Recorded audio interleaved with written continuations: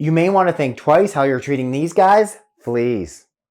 A new report, it's urging veterinarians to cut pesticide flea treatment due to health risks.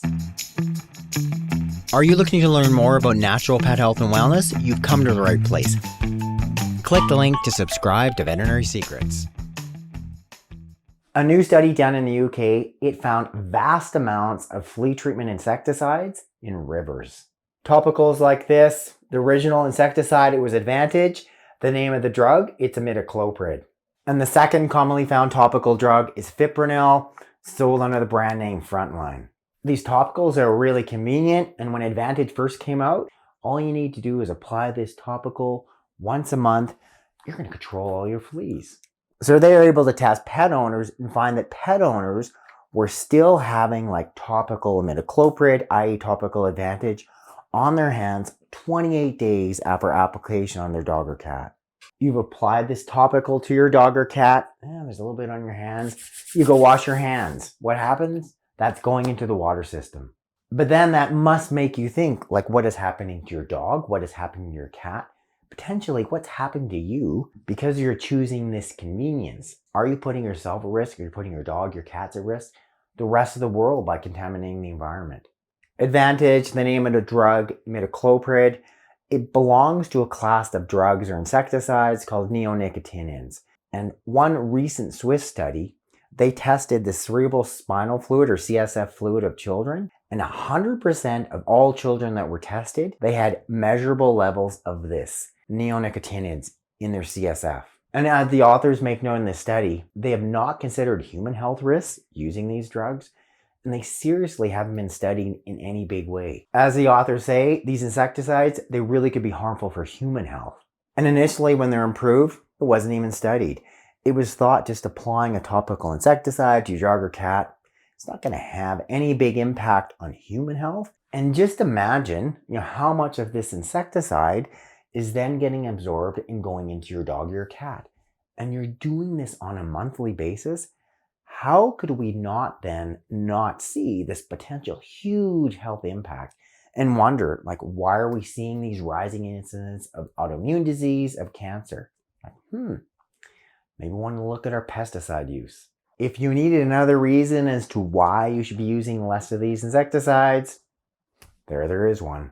I want to show you 5 simple, quick, and easy things that you can do to potentially prevent and or treat fleas in your dog or cat that don't involve using this Advantage, etc. Number 1, you're going to get yourself a flea comb.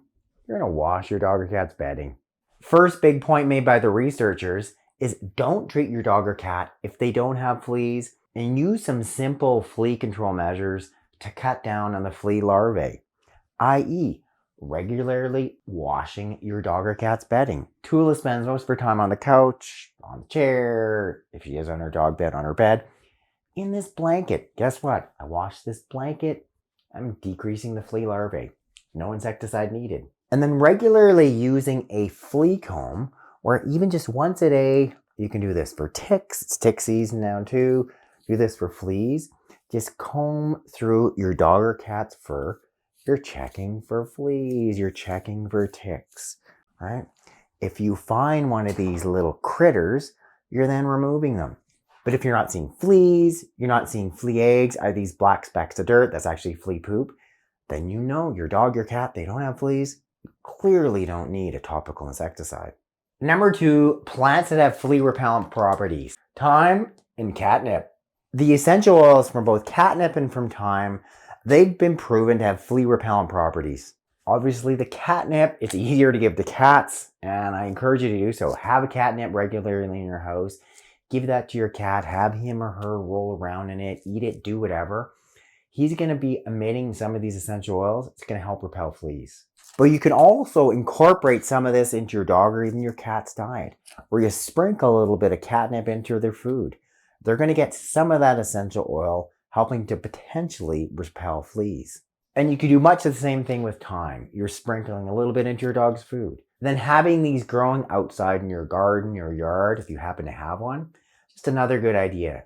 You're going to discourage fleas from making that place as their habitat. They don't like catnip, they don't like thyme, they're not going to set up shop there. Number 3, a key component of beer making. This is brewer's yeast. Brewer's yeast is a great source of B vitamins, a great source of minerals. At first, I thought it was just an old wives' tale. Give some of this to your dog or cat, you're going to help prevent fleas. But now the general consensus among veterinarians is that they don't necessarily understand why this works, but yes, it does work for some dogs, some cats. This can help repel fleas. It's also a really good source of chromium, and that's when the nutrient's been shown to be beneficial for animals with diabetes. If you've got a diabetic cat, you seriously should be considering brewer's yeast, and it is super inexpensive. A standard dog and cat dose is about 1 teaspoon, which is a yay amount here, scooped out of this, per 20 pounds of body weight daily. And the neat thing is, like, even Tula likes it. I'll just show you. Brewer's yeast. Oh, if she doesn't just spread it all over my office. But she does like the flavor. I sprinkled it on her food this morning. Very better in a bowl than in a teaspoon in front of the video camera. No fleas for her. And as an aside, she has not had any topical flea and tick thing since we've had her. What was that? Yummy.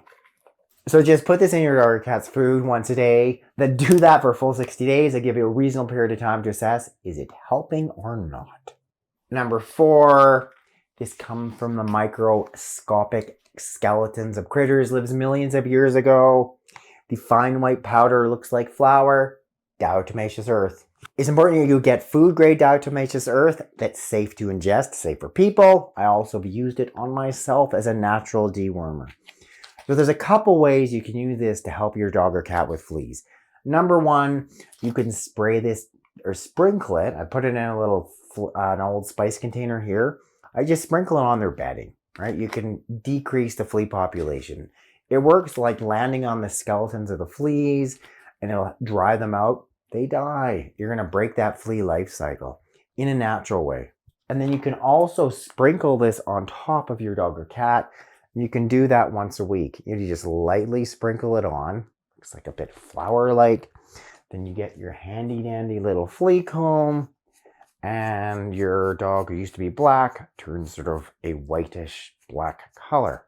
What I generally suggest with diatomaceous earth is use it primarily preventive in terms of going through the cracks and crevices in your house. If I see fleas, then I would use this. But I wouldn't necessarily use it preventively if she doesn't have any need to use it. It's a great natural flea and tick control option, and you're not dealing with an insecticide that can harm you, harm your dog, your cat. Last but not least, number 5.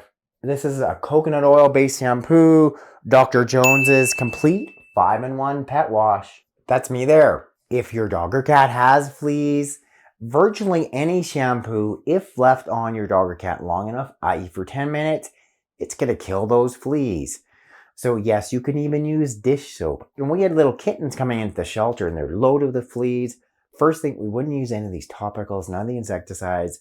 We just use a mild dish soap, lather it up, leave it on for 10 minutes, and rinse them off. But something really interesting about coconut oil, it's been documented and it has flea repellent properties.